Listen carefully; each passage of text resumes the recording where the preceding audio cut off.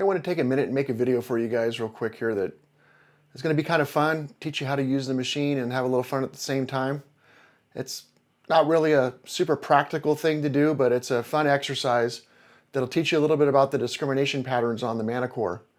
And this is something I've done before at detecting clubs and stuff like that, just for fun on the Equinox and CTX, a couple other machines. But we're going to do it today with the Manticore. What do we need? We need to get your machine and take your coil and pull the lower shaft out and set the coil down somewhere.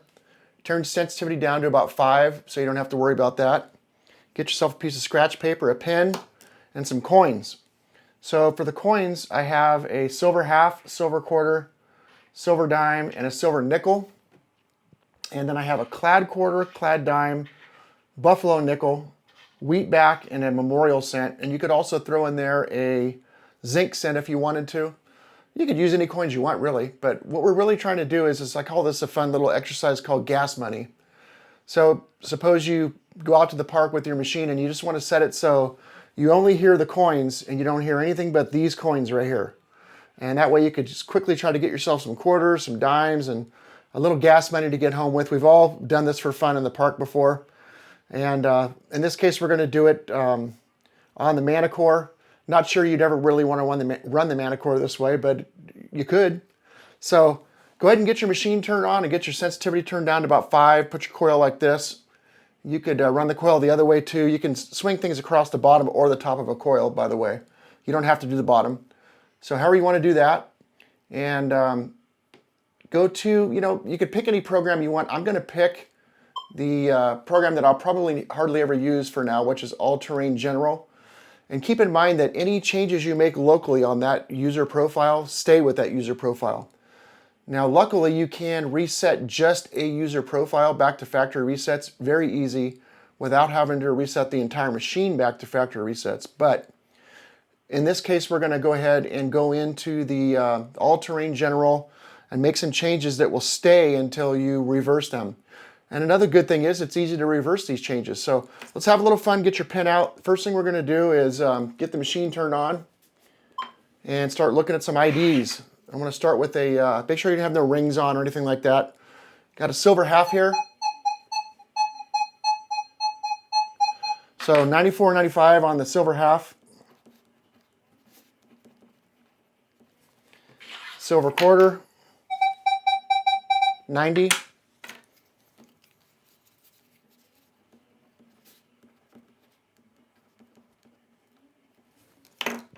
You got the silver dime, 83.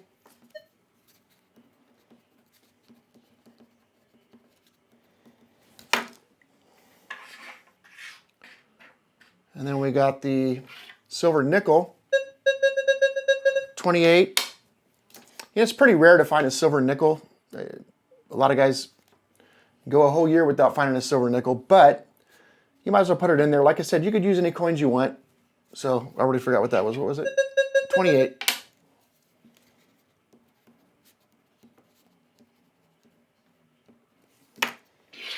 And then a regular clad quarter, 89.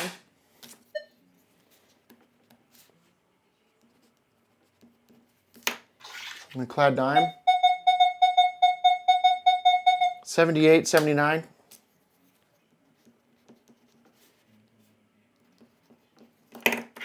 Buffalo nickel, 27.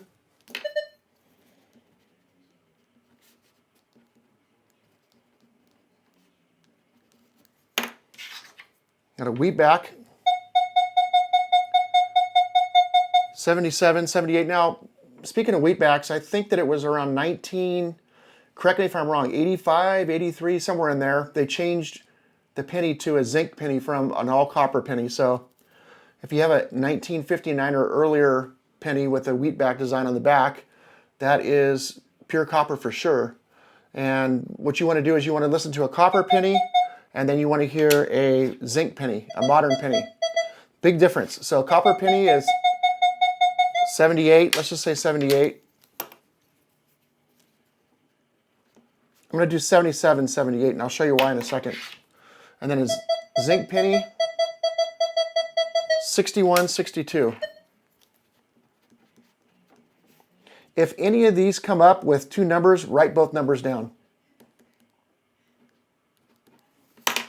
Okay, so now I have my numbers. Then we're going to go into the programming here. Click the little setup wheel. And let's go up to the Ferris limits first. And we're going to click over here on this little edit pin. And then we're going to change these limits. Now, the upper one up here, we want to drop it all the way down to max at 14. Okay, and the lower one we're going to do up to, I can't see that, is it 9 I think it is? Yeah, 9. Lower at 9, okay? Once you get that done, go ahead and go to the next thing up in your setup, which, I'm sorry, it's a couple more, oh, it went the wrong way. Discrimination pattern. And then click the little pen. And over here we're going to have some fun. We're going to block out some sections here, and we're going to leave vertical lines for each one of these coins. So it's going to vertically take out everything that you don't want to hear and just put little slices in there for the things you do want to hear. We've already brought the numbers this way. That's a whole different part of the discrimination pattern. And in a minute we'll see what we're left with. But for now, let's go ahead and show you that in this pattern, you have a couple of different options. Where it says selection width down here, which is the down symbol, you have a few different choices. You have one line, 3, 5, 10, and 20. And we're going to start with 20. And then on here, the range just moves it left and right. So while we're here in the first, we haven't touched anything. So it's on ID range 1-20, 1 to 20. We're going to hit the accept reject until it darkens it. Then we're going to start going to the right. And once we get over to the very edge, you'll know when you're there. Same thing, accept, reject, make it so it's dark, and keep moving. Looks like I missed one line back there. If you miss a line, you can just go right back a little bit and redarken it, move on. See if I could do this quickly.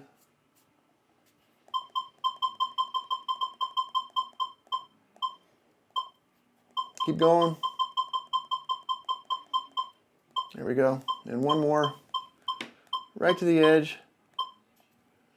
Make sure you're on 99 up there on the last number and darken that. Okay, now we have the whole thing. Let's take a look at what we're hunting with. Right now we've knocked out everything. There's literally nothing that can come in. So you could swing this over there and you're not going to hear it. Any of these coins are not going to be heard right now because the whole machine is completely blacked out and it is discriminating everything. So what we're going to do now is we're going to we have these little numbers down here, and just for fun, you can have your $50 ready to go.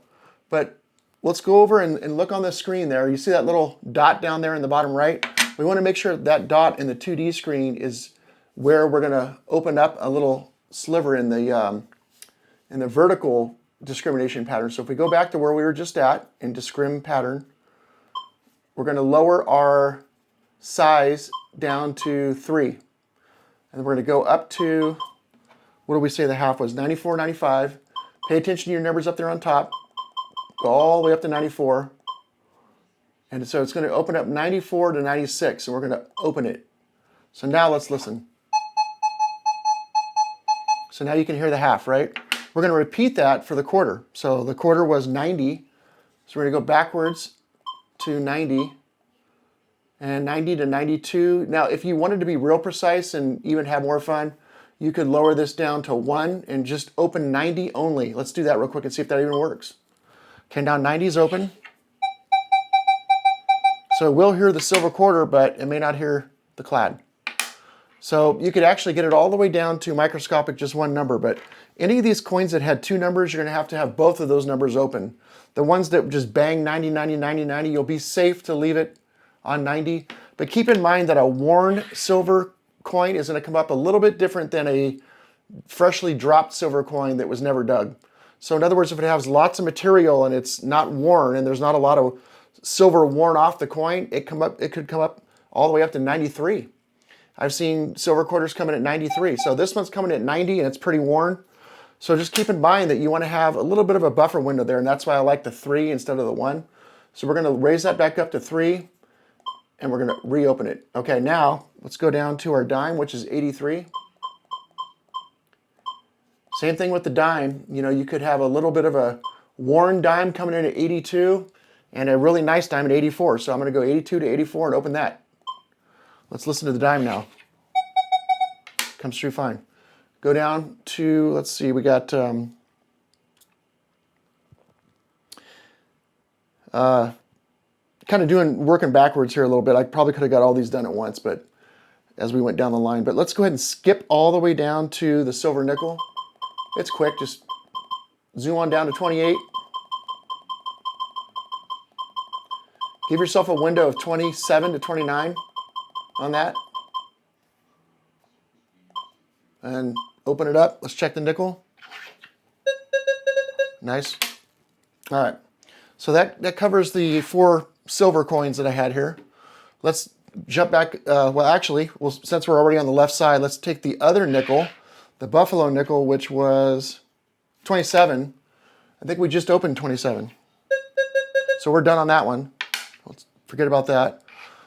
The pennies, let's go up to the pennies. So the zinc penny is going to be the lowest. And it was a 61 to 62. If you want to dig zinc pennies, which you may not, but work your way up to 61. And we're going to go actually 61 to 63 and open it up. And let's listen to the zinc penny. Okay. And then we will go to the copper penny. And that was a 77, 78.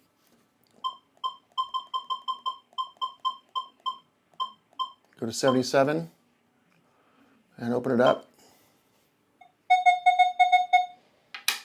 And then last thing is our dime, our clad dime, which was 78, 79. So let's just go up to 78 and it's going to close it first, then it's going to reopen it. So now we have all the numbers done with the coins that I'm using anyway. So now we're going to go back out to the main screen and look at our pattern. And you can see that we closed it down vertically and we also went horizontally and made little slices in there. So now every one of these coins should come in fine. Silver half, silver quarter, mercury dime, silver nickel, the regular clad quarter. Ooh, let's check that. So on the clad quarter, it's showing a 90 on here. Let's go fix that real quick.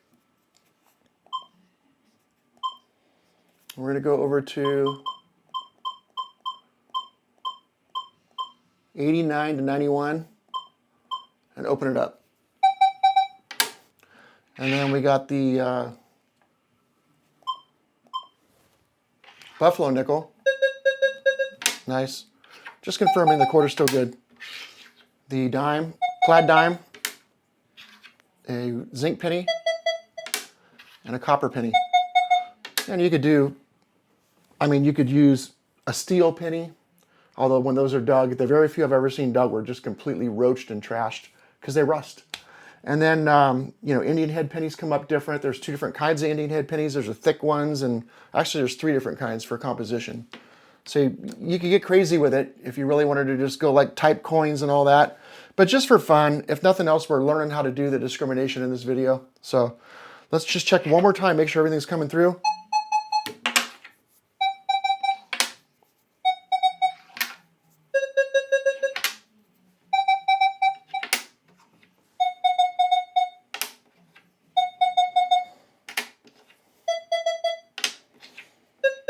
Okay, so there it is. That's the video. I'm done. I just wanted to show you that real quick.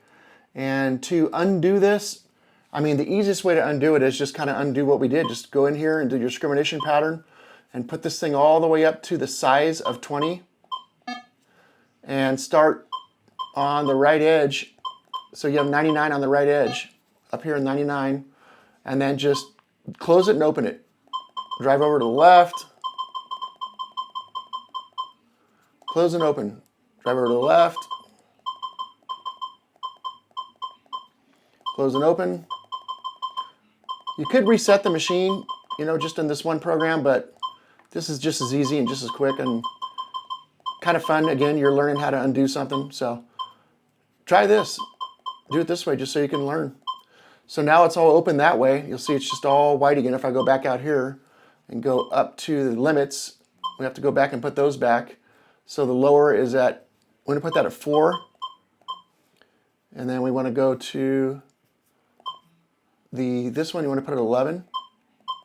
Or you put it wherever you want, but I mean even 9, which is stock. So anyway, 4 and 9 on those. And now when we go back to our regular detecting screen, it's essentially factory reset right there to that setting. So that way you haven't changed nothing. One last thing I want to say, and I've made this mistake a few times, it's very embarrassing, even just recently. Make sure you put your sensitivity back up. It's at 5 right now because it's on my desk. You forget about that one little detail and go out detecting and you go, what is going on here? And I'm going to tell you, after 35 years of detecting, I just did this the other day and I was so embarrassed. I think I called like 10 of you guys to tell you what happened, but it's actually pretty crazy.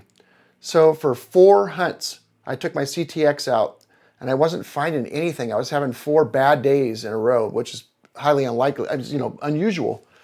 And it turns out that I was on a signal and I dug it. It was right on top. It was like an inch down, but I could hear depth on it. And I thought, that's weird. So I took that signal out and rechecked the hole. There's got to be another coin down there, and there wasn't. And I'm thinking, what could have caused that? And just something clicked in my head. Look at your sensitivity. And I looked at it, and sure enough, I was doing a video for you guys, and I had the CTX on in here, and I had it turned all the way down to like 10 on sensitivity out of 29 or 30. And I went out 4 hunts in a row without realizing that I have my sensitivity at 10. And these are killer sites, 1850 sites with long hikes, long drives, epic journeys, adventures. And I get out there for 4 hunts in a row hunting on a sensitivity at 10.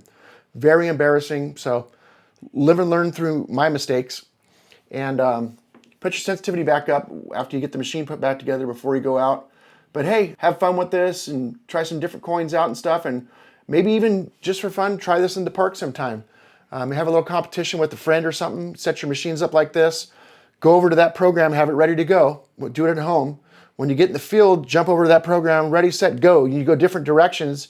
You have 5 minutes and see who comes back with the most money. And maybe that guy buys beer or dinner or whatever. So there's all kinds of things you could do with this. It's the gas money game. We're still very excited about this machine coming out. A lot of controversy right now about my last video that I put out. In my last video, if you look up here right now, I'll put a link up here to the video. So in this video, I took the machine out and I was showing you guys how to maybe overcome the nail issue. So what is the nail issue? The nail issue is this thing is hearing nails. So if you're out detecting with this machine as it is right now, and you get a nice little tight 2D spray on the screen, like a round, nice little round coin right on the center line, right over on, let's say 83, which is right where a silver dime would be. Boom, boom, 83, 82, 83, 82, turn 98, 81, 82, 83. Everything looks good. Sounds good, looks good, and you're thinking, it's got to be good, right? And you dig it, there's one of 3 things that are to come out of the ground. You have, more than likely, you're going to have one of 3 things come out of the ground. One, you're going to have a coin, which is exactly what you thought it was. But you're just as likely, if not more likely, to have it be a nail, a square nail, or a nail, rusty nail, or a beer can. So we're dumbfounded right now. We're like, what's going on here? So me and the few guys that have these right now across the United States and even overseas are just, we don't know what to say. I mean, the machine's incredible. It's built, as far as spending $1,599, the machine is a masterpiece of design, and it's a work of art. I mean, the thing is incredible to look at. It's the best looking metal detector ever made, hands down, in my opinion. Probably many others would say that as well. The features are incredible, and depth, by far, well, it's probably the deepest machine I've ever used, going all the way back to, I'd have to say the Fisher 1270 might have been pretty deep. But that's an old technology, 1266, 1270. Those were super deep. There was the, oh man, I can't even think right now, the German detector. A buddy of mine, Mike Baxter, had that thing, and that thing was crazy deep. But it lacked features in every other way.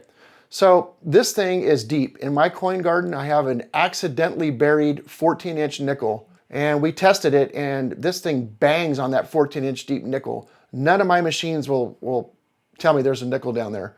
And even with the low sensitivity on this of all the way down to 21, it still hit that 14-inch nickel and had good VDI numbers at 14 inches.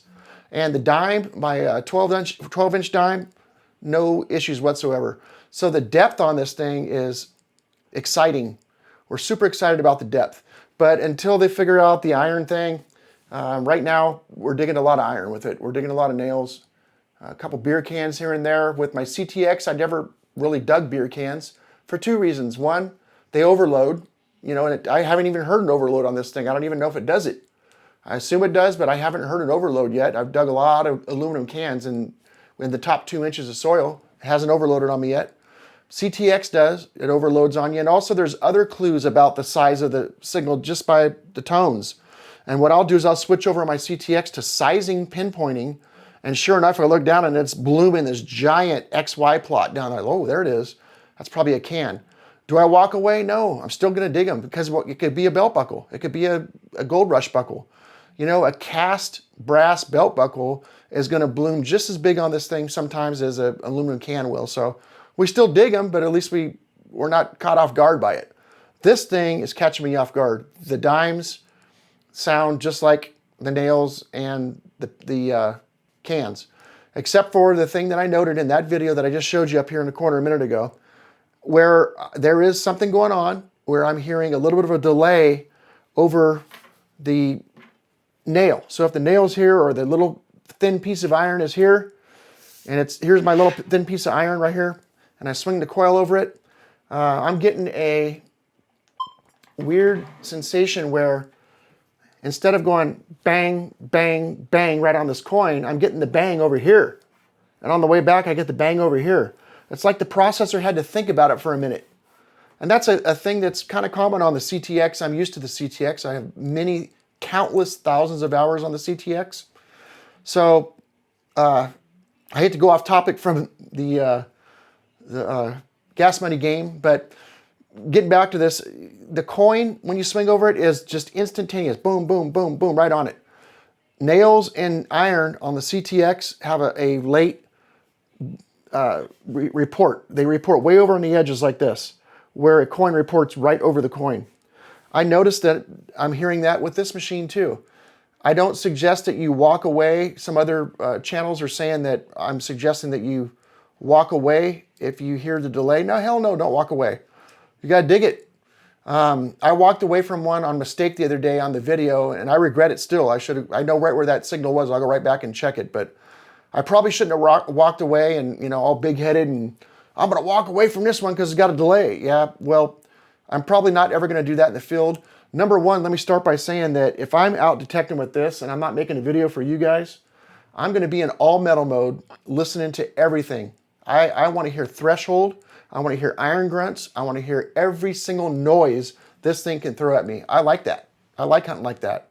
Most people don't like that. Most people just want to hear the stuff that's good, which I totally understand. But for me, I'm going to be in wide open, and I'm probably going to be digging everything iffy, especially at the site where that video was filmed, where the ground is like just butter. I mean, you just reach in with your hand and dig. Why not? It's easy digging. Get down there, and hey, if nothing else, if it is a nail, you're going to unmask something else maybe right near it. So pull the nail out. Anyway, that's all I have to say about that. Sorry to get off topic, but get back to your gas money game. Hope you guys have fun with that. I got the questions section down below where I look at all your comments, and I hope that you'll ask questions down there or just leave a comment if you want. I do read them all and try to respond to them all. I say try because I'm overwhelmed with comments right now over the last few days from you guys. I will get to them, maybe even tonight, get them all caught up. But anyway, we'll get out as soon as the weather gets better and do some more testing with this thing and get the 900 out as well, the Equinox 900. And I'll check back with you guys then. Until then, take care. And if I don't see you before New Year's, Happy New Year's. Catch you later.